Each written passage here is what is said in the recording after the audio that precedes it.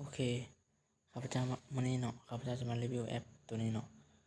หากก็ออกมามือแล้วหากก็เปิดมือเป็นหากก็ออกเป็นวันที่27 เดือน10นี่เนาะหากก็เปิดมาวันนี้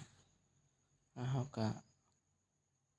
สายฟรีสามารถเฮ็ดได้เนาะซึ่งว่าสายฟรีเนี่ยเขาจะคือ$25เนาะเพื่อเป็นทุนหนึงเฮาเฮ็ดเวียกกับเขาซึ่งเป็นนี่เนาะแล้วเป็นอะไรเฮาสามารถเฮาไปลงทะเบียนกันเลยเนาะวิธีการลงชื่อเนาะตัวทำอิฐนี้ชื่อของเฮาเขาว่า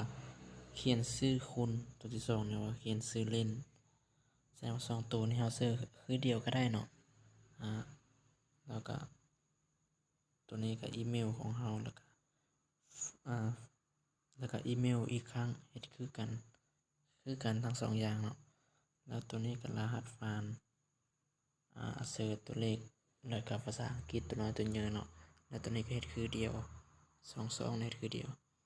แล้วสิสมัครเข้ามาตัวนี้เนาะเพื่อนๆจะเห็นอัตโนมัติแล้วเนาะแล้วก็เข้ามากดแคปซ่านี่กดตัวนี้แล้วก็กดยอมรับแล้วก็กดลงทะเบียนเลยตัวนี้เนาะโอเคหลังจากที่เรากดสมัครเข้ามาเนาะมันจะออกหน้าประมาณนี้เนาะแล้วเราก็ต้องเลือกว่าเราจะเซตเป็นตัวเรือเราจะเซตเป็นภาษาเรือเนาะตัวอย่างข้าพเจ้าจะเซตเป็นวิธีตอนนี้เนาะเอาสมัครเข้ามามือเขายังบ่ได้อันเดิมเนาะมีแต่ว่าเขาว่าโปรโมชั่น25นัดลงทะเบียนเขายังบ่ได้อันเดิมนะตัวอย่างเป็น00เม็ดเมื่อกี้เป็น000เนาะเป็น000เม็ดแต่ว่าตอนนี้ได้25แล้วเป็นเดือนจะได้25อันนี้เป็นโบนัสเนาะเขาเจอ25เอาก็มาอ่านมึงอันนี้เขาก็ว่าภายใน5 นาทีพันธมิตรจะได้รับเครดิตอัตโนมัติเป็น$25สหรัฐเนาะซึ่งเขาก็เขียนบอกอยู่ในรอตา5 นาทีเนาะข้าพเจ้าก็รอตาฮอดละแล้วเขาก็มาเบิ่งเขาอ่านอันเด้อเขาบอกอันเด้อเขาก็ต้องเฮ็ดเนาะแล้วเขาได้แล้วเขาจะเฮ็ดหรือเขาก็เข้ามา3ขีดตัวนี้เขามีโบนัสเนาะเขามาลงทุนเลยกดเข้าไป3ขีดแล้วกดเข้ามาลงทุนเริ่มลงทุนเนาะกดแล้วมันจะเข้ามาเป็นหน้าตาแบบนี้แล้วเขาเลื่อนลงเขาว่าเปิดจากยอดโบนัสถ้าว่าเขามีทุนเขาก็เปิดจากยอดลงทุนเนาะเขาจะได้หลายแต่ว่าเขาบ่มีเขาเปิดจากยอดโบนัสนี่กดคำว่าเพิ่มเป็นสีฟ้าแล้วจ่ายตอนนี้เลยจ่าย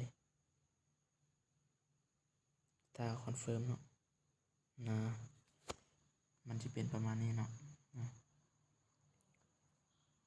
ว่าเขาจะเขียนมาอันนี้เป็นบินเนาะเขาจะว่าเราจะได้รับ3.2เป็นเวลา55 วันจำนวนเขาลงทุนมัน25กำไรมัน3.2เปอร์เซ็นต์ทุกๆวันเนาะเป็น55 วันแล้วก็2 ชั่วโมงมันจะได้$0.7สหรัฐแล้วก็ตัวนี้ยอดปัจจุบันนี้เขายังบ่ได้เพราะว่าหากระลงเนาะแล้วจุดนี้มันหากระลงมันยังบ่ทันได้นะแล้วเอามาเบิ่งว่าเขาได้3.2นี่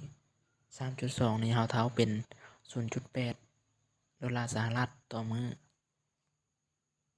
โดยที่ว่า0.8แล้วเอามาคูณ55นี่ออกตัวเด้อก็ได้เป็น$44สหรัฐ44นี่เป็นแสดงว่าเอากำไรมา44โอเคถือว่าโอเคอยู่ได้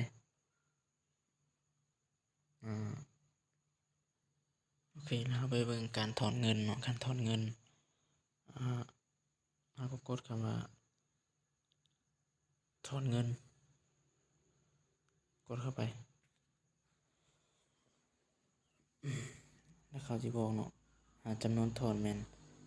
ต้องมี10 USDT ต้องมี10 USDT จังสามารถถอนได้เนาะค่าคอมมิชชั่นแม่น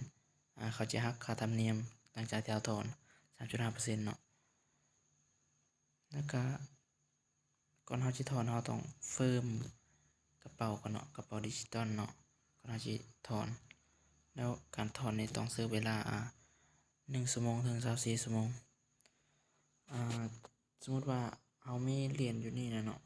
เราต้องการถอนเป็นเงินตัวเดิมก็ได้นะ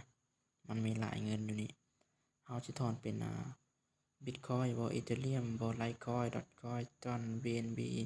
USDT TRC Sound ที่เดิมก็ได้เนาะมีแต่ว่าเราต้องการอันใดเราก็ถอนเป็นเงินตัวนั้นแต่ว่าปัจจุบันนี้เรายังบ่ทันได้ตัวนี้เทื่อประมาณ10 USDT นี่ต่อ 0.3.2 มันจะเท่า13 มื้อ14 มื้อ13 มื้อล่ะเราจะถอนได้แต่ว่าเราบ่แนะนำเราเฮ็ดคนเดียวถ้าว่าเราแนะนำเพื่อนตื่มเราก็สามารถถอนได้ไวกว่าเก่าเนาะต่อไปนี่เนาะถ้าว่าเพื่อเราอยากได้เงินฟรีก็สามารถเฮ็ดได้ตอนนี้เนาะเขาจะเปิดตั้งแต่เวลาเขาจะแจกเหรียญดอลลาร์สหรัฐนี่นะ$25นี่เขาแจกแต่วันที่27ถึงวันที่6 เดือน 10แล้วก็ปิดถ้าว่ามาหลังก็ต้องได้เติมเองเนาะแสดงว่าถ้าว่าเราบ่อยากเติมเองเราต้องลงตอนนี้เลยแล้วข้าพเจ้าจะลงไปเข้าสู่หน้าระบบเนาะซึ่งตัวนี้เนาะเราสามารถเซตนำเขาเจ้าได้เนาะ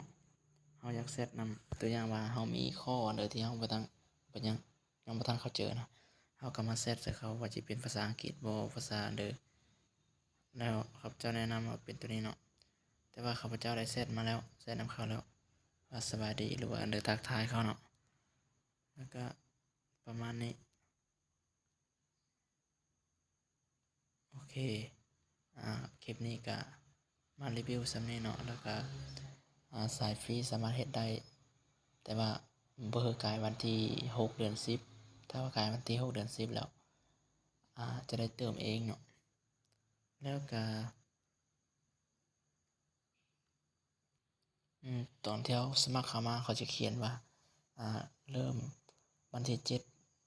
10บ่แม่นวันที่27 เดือน 10ถึงวันที่6 เดือน 11เขาปิดเนาะกำหนดเนาะ$25สหรัฐโอเคเป็นอันเด้อก็ช่วยติดตามกดไลค์กดแชร์ข้าพเจ้าได้เด้อ